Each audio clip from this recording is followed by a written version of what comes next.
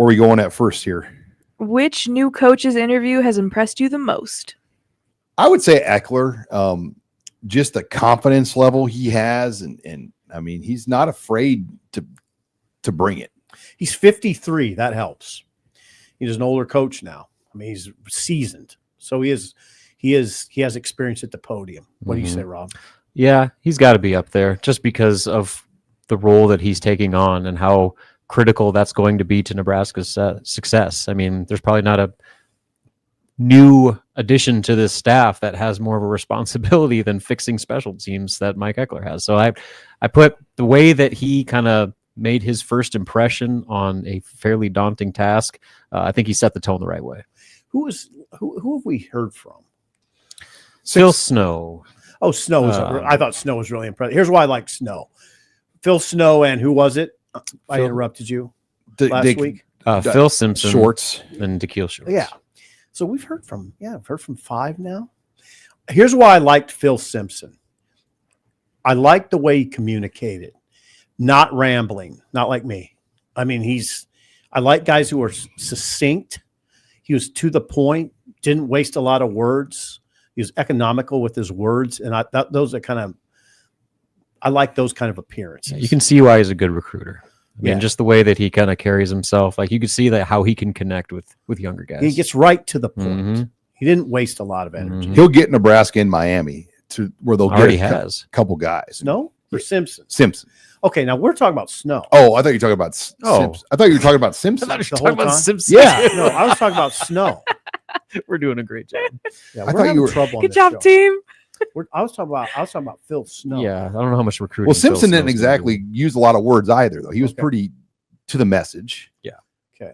But yeah, Snow was old school. I mean, he looked like Al Pacino going up there. He's 69, so he's he knows this game. do. So I'll go back to Snow since you guys thought I was talking about Simpson. No, I was talking about Phil Snow. Okay. And I just like the way he got to the point. If you go back and look at it, didn't use a lot of sentences, just that's the way I think that's a good way to coach. Not a lot of extra words. All right, what do you got next? Okay, Abby? next one. With spring practice kicking off and the 2025 season on the horizon, what is one under the radar storyline that you think could make a big impact on this team? Sean mentioned one. Mention it again, Sean. Kicker? Yeah. I mean, that's a random one. Alvano. I just think the transfers in general, like we know the obvious ones that are going to play, like Dane Key and Hunter, and the tackles like Pritchett and Rocco on the interior. McCullough. But is there something else there? Is there going to be like a surprise defensive back? Is there going to be something in the transfer room that emerges that we didn't realize was there? How about Latovsky to right tackle, maybe? That's a thing to watch. But Corcoran and Teddy Prohaska are both wild cards. Yeah, they're wild cards. You hear some talk about Latovsky maybe playing tackle. Sledge at center. You hear some legit talk. Now, I don't know how far it'll go. But, yeah, I think Sledge is a good one, too. I think if you talk to people behind the scenes, so to speak, you will hear that they're trying to get Sledge ready. So those are good ones right there. Latovsky, maybe a right tackle candidate, getting the young guy Sledge ready to roll. How about in the secondary? We talked about the returning experience that they have. They got a bunch of guys with a lot of starts under their belts. They also have a stable full of young upcoming talents, including guys like Amari Sanders, guys like Donovan Jones, who played more snaps in the bowl game than he had his entire career, and you got a new position coach. So what you've done in the past doesn't carry as much weight maybe as it did if you had the same coach. And so that competition between young guys that are ready to kind of make their push and the returning veterans, we'll see if it's going to be chalk with that depth chart. All right, what's next, Abby? Okay. Which Nebraska football player that didn't pan out baffled you the most? Oh, gosh. You can pick one anyway. First one comes to mind is Omar Manning. Okay. That's a good one, Robin. That guy was built like Terrell Owens, and he looked like he was going to be a first-round draft pick just by looking at him from an eyeball test, and it just never materialized. Unfortunate. Well, like Carl Nix is one where he ended up becoming the highest paid guard in the NFL at that time. But by the New Orleans Saints.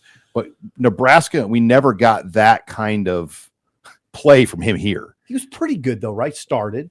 Yeah, his first year though he didn't start, and then his second year he did. That was the 07 kind of throwaway year when things kind of went off the tracks. 06. 06 he had a foot issue. It was one of the best. He was a very direct person too. Remember when he got held out of the first half of the Cotton Bowl? Do you remember that, Sean? And I was interviewing him in the weeks prior during practice. I always remember how he was a badass. He said something like, "I'm going to be held out." I'm like, "What?" He goes, "Yeah, I'm going home for Christmas. They told me I couldn't go home for Christmas, but I'm going." I'm like, "Okay." He goes, "They can't tell me not to go." Well, when he moved to Nebraska, they suspended from the junior college. He was married, mm-hmm. and evidently his wife at that time must not have wanted to come, and she gave him divorce papers before he moved to Nebraska. That was back when the junior college guys. There was a little bit more to the stories than some of those guys you'd bring in. Yeah, I'm horrible at these things. You guys identified two good ones. Guys that I thought would pan out that didn't. He really some reached guys here. Some guys just caught in some. You can think of a lot of running backs who just got caught in depth chart situations. What about like D'Angelo Evans? No, he panned out. Kinda. He outrushed Priest Holmes, Ricky Williams, and Amon Green in a Big 12 championship. It was such a short-lived window that he had. Yeah, but it wasn't by a complete bust. I think if you put Jay Sims on this roster, he might be your starter. In fact, I would say he would be your starter. He was a fifth string guy back then. You never really saw him. You saw him a little bit in games, but if you guys think back, look at him. He was like 6'2", 215, and was probably the fastest guy in the room. He could really go. That's one I always wonder about. I'm trying to remember, was there a linebacker named Chris Taylor? Was that his name? Oh. And he got hurt, but he was like the Texas high school football player. I remember who you're talking about. Running back. That was the running back. But there was a linebacker in that era too that came in highly ranked. There's a running back named Taylor. Adam Taylor was the running back. Blew out his knee. That was the guy I thought he was looked like Adrian Peterson coming out of high school. Adam Taylor. But then there was a linebacker in like that 08, 09 era, that unbelievable film. He was Texas high school defensive player of the year and didn't even make it a year here. He was gone. And that's recruiting. Leon Jackson, who would have thought he'd be Leon Jackson? He was amazing. Justin Tomerlin, rest in peace. Yep. There were some good dudes that came here. These guys will be really good. They never ended up panning out. Was Leon Jackson a running back? So they tried running back from Seattle. Right. You had Cody Glenn, Leon Jackson, and Marlon Lucky all in the same recruiting class. We're in danger zone, by the way, right now on names. It's Leon Jackson for sure. Yes. Yeah, 100% sure. Confirmed. Okay. Taylor, Adam Taylor. Adam Taylor. That's a good one. Yeah. Who was the running back? Back to a lot of running backs. Mm-hmm. Like Quentin Castile. Could you put him on that list? Maybe. He flashed. What about Braylon Hurd? Yeah. He went to Kentucky and did well. But he was Aaron Green? He went to TCU and did well. Blew up. But look at that core. Amir Green got beat out by Amir, though. That's why. I'll give you a random one I thought was going to be good. Robin Miller. Who? Oh God! Great name. People were saying that. People put the next Mike Rozier tag on him. I remember that. Well, we'd go over there and watch the film on signing day, pre-internet era, pre-huddle, obviously, and they would put a film together just for the media, and we'd go in the coach's office. And I remember one year Lance Leipold presented the film to us when he was working. Robin Miller never really got off the ground. No, he ran into the tree line. He never got off the ground. All right, final question, Abby. What was your favorite video game as a kid? Ooh, you guys go. I used to love the game Double Dragon. Yeah, I know that one. But it was so hard the part that was always hard to get by early in the game is you had to take on these two giants and they'd come out of this cave and they'd come through the wall and it'd be like, and they'd come out of the wall and you'd have to fight and they would just go. It was, and my daughter has Nintendo Switch. Incredible sound. And I've played, and even as a grown man, I have a hard time figuring out that level. Yeah. Grown man in court. Contra. Go ahead. Tecmo Super Bowl.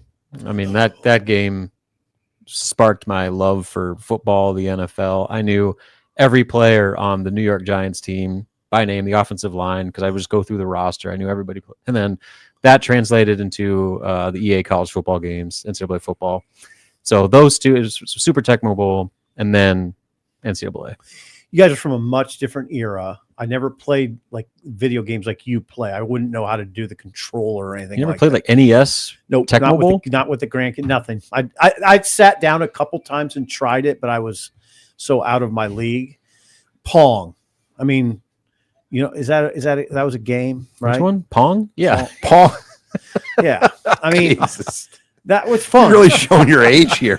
Well, I'm 58, so We when used I was to have a kid- wheel There's and like a two stick. sticks, Yeah. and you'd be like, doom, Yeah. doom, Yeah. doom. We played jacks. Even like when you play Zelda too, like Zelda is such a hard game. Pong. Pong. It's like I did the play very Jacks. first video game ever made. I did play Jacks, by the way. I'll bet you did.